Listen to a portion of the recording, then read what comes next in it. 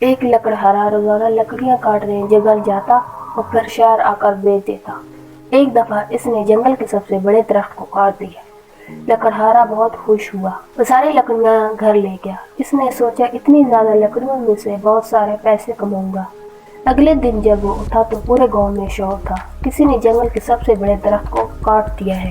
وہ درخت کسی عام آدمی سے نہیں بلکہ بادشاہ نے اپنے بیٹی کی پیدائش پہ یادگار کے طور پہ لگایا تھا۔ اس وقت بادشاہ کے سپاہی اس آدمی کی تلاش میں تھے جنہوں نے وہ درخت کاٹا ہے۔ لکڑہارے کو جب یہ پتہ چلا تو فوراً اپنے دوست کے گھر چلا گیا۔ اس نے اپنے دوست کو سارا قصہ سنایا اور کہا، میری مدد کرو، اب میں کیا کروں؟ اس کے دوست نے کہا، بادشاہ کے سپاہی تو ہر گھر کی تلاشی لے رہے ہیں، اب تم یہ بتاؤ کہ تم خود چھپو گے یا ان لکڑیوں کو چھپاؤ گے؟ لکڑہارے نے کہا، لکڑیاں تو بہت زیادہ ہیں، اگر میں کہیں چھپ گیا تو میرے گھر کی تلاشی تو لی جائے گی اور گاؤں والے اسے بتا دیں گے کہ یہ میرا گھر ہے۔ اس کے دوست نے کہا، تم یہاں سے بہت دور بھاگ جاؤ جہاں تمہیں کوئی پکڑ نہ سکے۔ لکڑہارے نے کہا، مجھے لگتا ہے بادشاہ کے سپاہی ہمارے گاؤں کی طرف آنے ہی والے ہوں گے، میں جا رہا ہوں۔ لکڑہارے نے جانے کے لیے دروازہ کھولا تو سامنے بادشاہ کے سپاہی تھے۔ انہوں نے لکڑہارے کو پکڑ لیا اور کہا، ہم نے تمہارے گھر کی تلاشی لی، وہاں ڈھیر ساری لکڑیں ملی ہیں، اور اس کے ساتھ ساتھ ایک لکڑی پہ شہزادے کا نام بھی تھا،